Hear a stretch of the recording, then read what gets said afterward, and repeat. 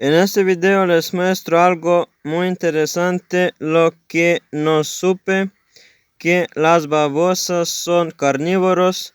Está comiendo carne de este insecto muerto.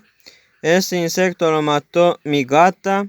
Estos son muy malos para los cultivos. Están cortando todo lo que encuentra abajo de la tierra. Y como pueden ver, las hormigas se están juntando junto con esta babosa.